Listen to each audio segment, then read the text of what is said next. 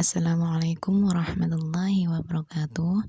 Bagaimana kabarnya solih-solihah? Semoga tetap dalam lindungan Allah Subhanahu wa Ta'ala. Bu Farida akan merangkum materi tematik tema 1 subtema 1, yaitu ciri-ciri makhluk hidup. Sebelumnya kita berdoa dulu. Semoga ilmu yang kita dapatkan bermanfaat serta barokah. Berdoa mulai. Selesai.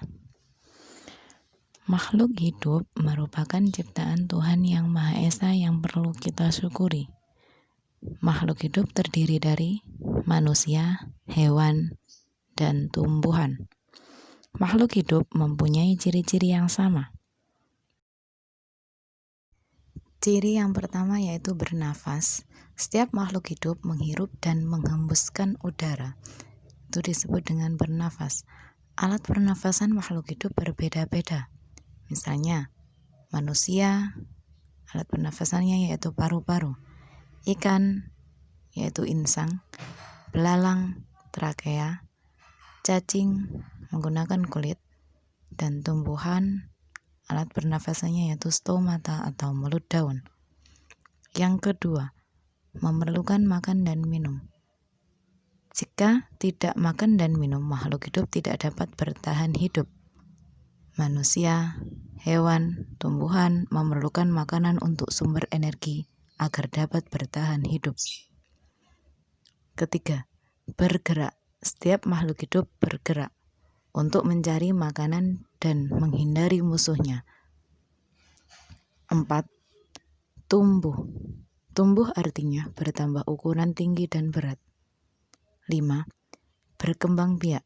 Berkembang biak tujuannya untuk melestarikan jenisnya agar tidak punah.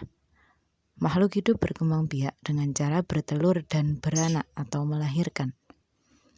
Contoh makhluk hidup bertelur, misalnya ayam, cicak, burung.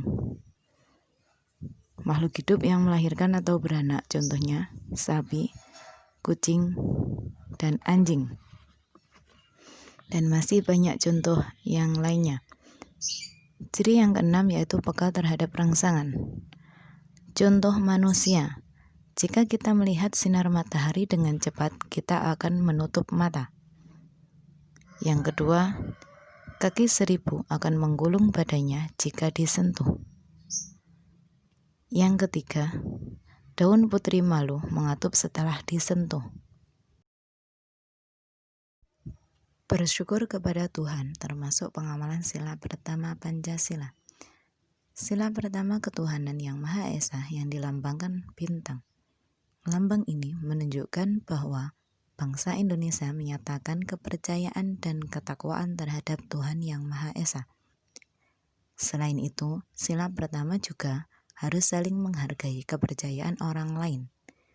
Kita harus saling menghormati dan bekerja sama antar pemeluk agama yang berbeda-beda. Selain itu, berdoa juga menunjukkan sikap berterima kasih kepada Tuhan. Berdoa sebelum dan sesudah melakukan kegiatan juga merupakan contoh pengamalan sila pertama Pancasila. Sekarang, ayo merangkum. Yang pertama, soal pertama yaitu nilai-nilai yang terkandung dalam sila pertama Pancasila. Berikan 2 contoh penerapan nilai sila pertama Pancasila.